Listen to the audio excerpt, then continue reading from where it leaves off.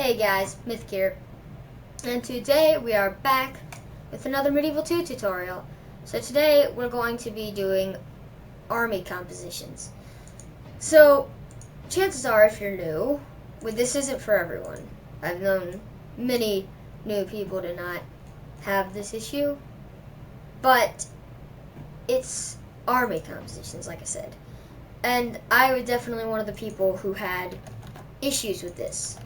So first we're just going to give infinite money because it helps. But you don't know what units to bring. I have the all period, which is what I chose. If you check here, the all period, there's multiple different periods. They will limit your unit types you can get. So yeah, you get those guys. Then when you go to high period, you get more, these guys, some cannons. Late period is pretty late on in the game. You get some really heavy units, better cannons. And all period is the highest. All period is what most multiplayer battles are on. And this is very strictly multiplayer. You probably won't have to worry about this as much on single player. But in case you do, you can totally use this tutorial to help. So, one of the things you do is what I've seen with many new players, and including myself, getting one of each type of unit. Like, I've seen many new players do this. Oh, 1, 2, okay, or one, okay, one of this. Yeah, maybe get 2 of these guys. Yeah. Ooh, these guys are really hopeful in my campaign. I'll get some of those dudes. And archers, yeah, 2 of these guys, and catapult. And there's nothing really wrong with this army. It's just when you have a big amount of money, this just isn't going to cut it. You're going to get shredded by a more professional player who brings something along the lines of this. And, I mean, if you see here, this is already getting way more organized. I mean, this is just how I play. I don't know about you. But if I was playing as the French player, this is probably what I would bring. And this is totally going to shred this. Your town militia are not going to save you against a single chivalric knight. And things do vary. Now, this is for a pitch battle, obviously. And you might get some cavalry, but I've seen people do this, and this. It's just, for me, I have to have my units organized. I can't just have them spread out. Now, one of the things you can do is, let's first get rid of this army, is you can mouse over and see the stats. So you see here on the retinue longbowman stats, their attack is 11, the defense is 14, and their missile is 8. Missile stands for missile damage. I'm sure you can get that. Their attack stands for melee damage. Now, some people actually, now that I think about it, do get those confused because their missile and their attack, they think attack is what the arrows do. Attack is what melee does. Missile is what the arrows do. And they have an armor rating of 14. And the charge bonus, you see the charge of 2? When they're charging, their attack goes up to 13, depending on how good the charge is.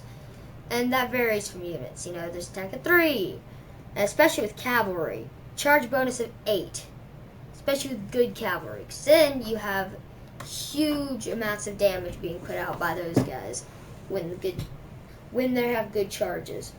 But what I would say is, look at this. Compare this 13-22 to 5-7. Who's gonna win? It's pretty obvious. You don't want to bring levies against armored swordsmen. It's just not gonna work. So what you want to do is you want to choose a unit that can match this unit. So okay, 13-7, and you won't be able to see your opponents, but that's why you kind of gotta guess from your opponent's faction. Now I'm going to get into that in a minute, but these two factions are relatively close together. So, you know, okay, they have those units, or you're guessing at this point.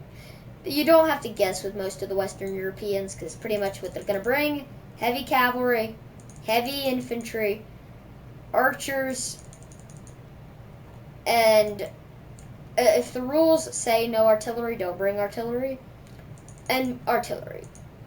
Like, that's pretty much most of the time what you're going to be facing. And those armies, they're strong. But say you're fighting a Moorish player. Actually, the Moors might not be the best example. An Egyptian player. Because Egypt doesn't have the good types of infantry you do. This is their best unit of infantry, the Tabaderia. The Tabaderia. They have an attack of 20, a defense of 11. But anything else is attack of 7, defense 14. 7, 8. You have this Hashashim, the Hashashim, but they don't really help, because in a multiplayer battle, you might get a few, but there's only 60 of them. And if you would really compare those to getting a bigger army, like, numbers would probably win in this situation. It's like, say you got 3 units of Hashashim, and that's the numbers of troops you could get. But your opponent, because they have more money, because these troops are very pricey, they spend more of their money wisely. They were able to bring some armored swordsmen and some longbowmen. This army is not going to win. I mean, maybe this is the best. Maybe you got this many units. It's going to be close, but with a few good cavalry charges, these guys are going to die. It's just some of the problems that people have. And depending on your army, you want to get a different type of unit. So, as stated in the weaknesses of Egypt, lacks heavy infantry, particularly in the late period. Relies on powerful cavalry, particularly the Mamluks. So, just from those weaknesses and strengths, you can see, okay, well, I got general. Ooh, here's some of the Mamluks that are so good. Maybe I want like 6 Mamluks rather than 4. And depending on your level, you might even want more. That's up to you. But you want to leave some room. Now, some of the problems I've seen people with is Egypt has good archers and cavalry. All Middle Eastern factions have relatively good archers. But sometimes I've seen people go, all archers. That's not going to work. A single cavalry charge is going to wipe a unit. It'll pretty much be destroyed very quickly. So what you want is, rather than going all cavalry here, you want to space it out. You want to balance it. Okay, so maybe I want 4 units of Tabaderia and 3 units of Saracen militia. And now, between the Nubian archers and desert archers, the Nubians have a better attack and worse defense. These guys have an attack of 6 and a defense of 6 and a missile of 7. These guys have far superior range, so you want to get these guys. And with any Middle Eastern army, you want to top it off with some Nafatuns. They're very strong. Their missile's 23. Despite the low range, they destroy enemies. So this is definitely drastically different from a very heavy unit army. You know, with some units here, you got some of these guys. It's a big difference. It really does make a difference. And if you want to play a Middle Eastern player, chances are you're going to want to be more skilled, because they don't have to be. And like I said, you don't have to be very skilled as long as you play the faction for a while. But with the lack of infantry, depending on the player's skill levels, it could easily come out one way or the other. Like, you just gotta know how to play a faction when you play it. And that isn't always the case. Like, with the Moors, they might be Middle Eastern, and it might say they're not really, they're North African. But they have good infantry compared to the others. They have multiple different types of infantry. And it makes them a faction that you can easily learn. Because, okay, well, this Christian Guard's pretty close to those Templars. So, here we go. Get some Bodyguard, Christian Guard. Okay, maybe I want some of these guys, too. And, ooh, what can I get? Oh, got these Desert Archers. They have pretty good range, I heard. And, maybe I can get some Hashishim. And that's relatively still close to an English army. You know, you got your extremely heavy infantry. And the thing is, those heavy infantry, they have a better attack than these armored swordsmen. So the Moors are an easy Middle Eastern player to latch onto. And so are the Byzantines. It's Egypt and Turks that you're going to have to worry about when it comes to heavy infantry. And even then it comes down to skill. Now, prices. Prices on games vary. If you're doing a siege, the defenders are going to have less, but we'll get onto that later. Right now we're doing a pitch. That's a 1v1. 15,000. Now, for me, that is a lot. This is my favorite European faction, France. I do like England for their longbows, but France is my favorite for the infantry. And plus, France can get Scots Guard. They're close enough to longbows, but in this, I would be a lot more free with my money. Okay, yeah, get some of those guys. These noble knights, I got money to spare. You know, okay, get this. Yeah, I'm going to get these 2 units, because if you haven't noticed, when you get a certain amount of unit, it'll go red. And if you look, the price has gone up to $9.90 from what originally was $5.70, went up to $8.50 or $9.90. Now it's going to cost you more the more types you get. So when you're doing a battle where you want to have a decent amount of infantry, 1, 2, 1, 2, boom. And that balances it out. Now if you notice, these guys only have one different stat. So you can give these guys an armor upgrade. And it pretty much makes them feudal, makes them chivalric knights. And then I would get these Scots Guard and these guys.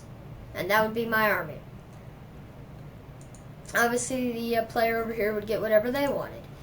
Usually, a lot of games will end up having money like this, so you usually don't have to worry. Earlier, I played a game 10,000, and just the 5,000 difference makes a huge deal. Number one, I would destroy these cavalry and get rid of these noble knights. I would go ahead and I would get, well, it depends on how much you're willing to give away. I would probably go these feudal knights. I would move them up here. I would take away the armor upgrades. Take these guys out. I would intersperse them with some Arventurier. And pretty much you got to do everything you can to lower your prices. Like, maybe I just want to get rid of my Scots Guard completely and go with Arventurier, crossbows, Arventurier. And then get another one of these guys. Now, you could do that, and that would work. There's nothing wrong with getting an army like that. It's, like I said, fine. It depends on what you want, though. And that would work. You'd have 3 less units. And this is around what I was doing earlier today. Now, my favorite types of battles are these. This is extremely low money. Chances are you're not going to end up with a battle like this. Unless you're playing with me, you're not going to end up with a battle like that. Just obliterate this entire army. I would start by getting the cheaper general. I would go with feudals, but I would intersperse the feudals with mailed. I would only get maybe 2 of these units, and that might even be too much as it is. I would definitely get some of these guys. It depends, because frankly, you might not even be able to spend that much. Maybe just completely forget those. Get some of these guys. Or 2 of these guys like this. You're going to want the cheap crossbows. Can I do this? No, I can't. I gotta go with these units instead. Is there any artillery I can bring? I can bring a ballista. And that's how you build an army like this. I usually do this because, frankly, with Medieval 2, high money, you just spam a single unit. I want people to think about what army they're bringing. I don't want you to spam an army in and be like, yay, yee. I want you to think about your army, you know? You gotta think about it. And usually I'll stay around 10,000, but when I'm feeling like I want something interesting, I will definitely go 7,500. And it's still fun. I mean, I know a lot of people complain about it. I enjoy it a lot. It's very enjoyable for me. I don't even know. Oh, well, I accidentally deleted one of these guys. Oh no, why do I even really care? But you definitely want to think about what you're getting. And this is for a field battle. Now say if we were doing a low money siege battle, just pretend that's a siege battle. We don't actually have a fortress. I would knock off most of the cavalry here. I would probably keep maybe some merchant cavalry militia because they're well armored enough. I'd say a few pikemen would work. Maybe some of these guys, not too many, get some of these. Definitely I want to get maybe 1 or 2 expensive crossbows and then get some cheap ones. Or maybe I don't even want to get the expensive crossbows, I just want to go with a quantity for a lot of cheap ones. And that's a pretty solid defending army, I'd say. You got these pikemen, they'll hold the line pretty well. And obviously it'll go up, you know. 10,000, I have way more money. I would probably bring something along the lines of this if I was defending with that much money. Okay, so these guys, I want to get some Scots Guard. Or, no, I can't afford that actually. Okay, so I'll just go with some Arventurier, but that's way too expensive, so intersperse them. Oh no. Intersperse them. And my favorite is to bring a lot of artillery. And that's a pretty good defending army. You know, you can cut prices some places like, oh, maybe the feudal knights are too expensive. So let's get some of these guys. Or if you want to go even lower, merchant cavalry militia. And that'll give you my favorite amount of trebuchet to defend with. This many. It is a lot. It's a decent amount, I'd say. And if you wanted to be that guy, you could bring more pikemen. Oh wait, no, you couldn't. Well, that's too expensive, so I'll bring more pikemen this way. And you know, it's not the worst army in the world. It'll hold. And 1,500. That's too much for a defending force, I think. Oh gosh, that's way too much for me. I could do so much with that. But say you're attacking. And I think if you're attacking, you can do Egypt.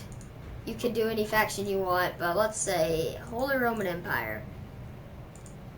For attacking, you may want, okay, so with attackers, usually you have a good maybe 5,000, 10,000 more. Let's say 5,000. So I got 20,000 here. I'm attacking. I'm going to want an attacking army. So I want a general's bodyguard.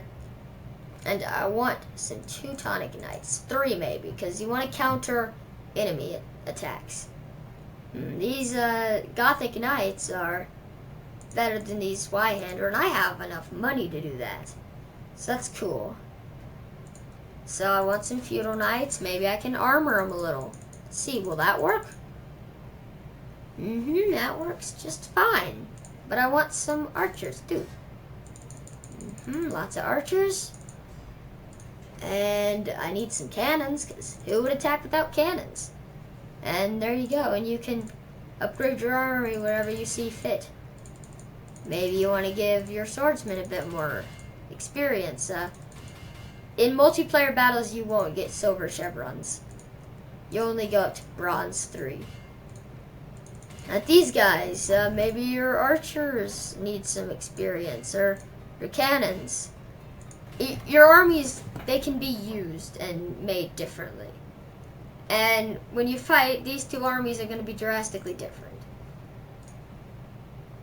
So, it's just really up to you. You gotta make the choice. I would recommend, solid force of some cavalry. Obviously want some cavalry. Depends on what you're fighting. So, I'd say this is a relatively solid defending army. This is pretty solid attacking army.